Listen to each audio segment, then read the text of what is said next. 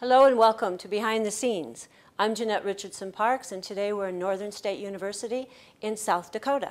And we are looking at the artwork of Benjamin Victor, a preeminent artist in sculpture. Ben, what is it you're working on here? This is a maquette for the third oil worker. So I've got the two 8-foot tall figures finished, and then this is the third one. He's the tool dresser. Okay. Now, a maquette, when you submitted and did the National Call for Art for the Taft Oilworker Monument, you submitted maquettes of the entire sculpture. Tell us what that process is for you. How do you go about researching and knowing what you're going to submit when you do a call to art? Well, on each one, I guess, you really have to kind of feel out what the project entails. And so for the oil workers of Kern County, it was kind of easy since I was born in Taft and raised in Bakersfield.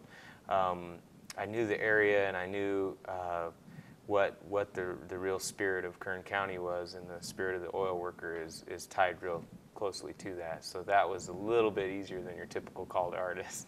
It's true, it's true. You seem to have a joy about doing it, and when you submitted, I happened to be a part of that committee, and when you submitted, you were so excited about doing it, and you had put so much effort into the submittal. Do you normally put that much detail into something you're going to submit? I always put a lot of detail into it, and I try to always put my best foot forward, but it's true with this project, it was just a labor of love. Like, I couldn't do enough work. I worked right up till the day of the presentation because, you know, like I said, I'm from there, and there's just something about going home and getting to do a piece of art where you grew up that makes it really special.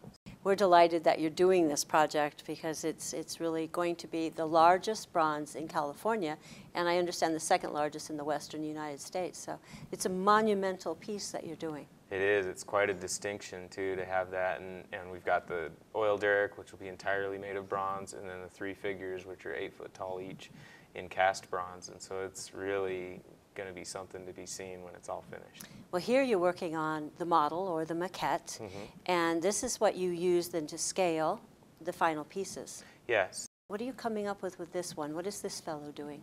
Well, the tool dresser will be working on a bit, which is what they would have used to drill and work into the ground when they had the cable tool oil rigs or oil derricks in 1910. Right, because this is about 1910, so the entire sculpture is to commemorate the 100th birthday of the town of Taft, which is one of the world's largest oil fields that there is. So we're showing what they would have looked like and been doing in 1910. Yeah, and it's interesting in the historical research, like in the photographs, that the clothing they wore was really similar to like the American farmer. I mean, here's these guys going out there and doing some of the hardest work that's ever been done in 100-degree plus temperatures, and they were just in their overalls and their straw hats and, you know, their cowboy hats out there working and prospecting for oil. So it's really a neat story of brave and hardworking people.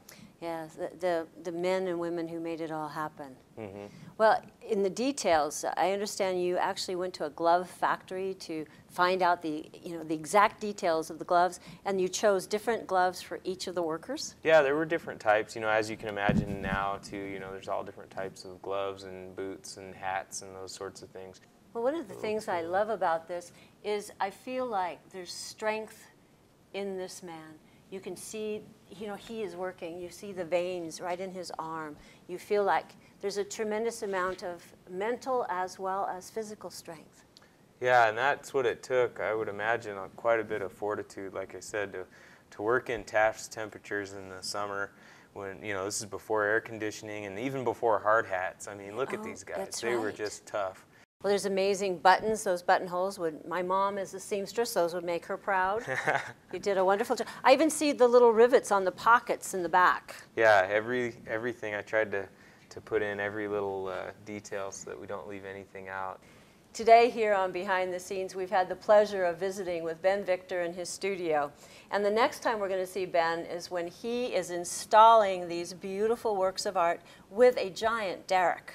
Yeah, the bronze derrick will be done, and he'll have his bronze drill, and they'll be working away inside this 1910 derrick, so it's going to be real exciting. Great, Ben. Well, thank you so much for sharing your work and your time with us today. We look forward to seeing the finished piece. Thank you. It's been a pleasure.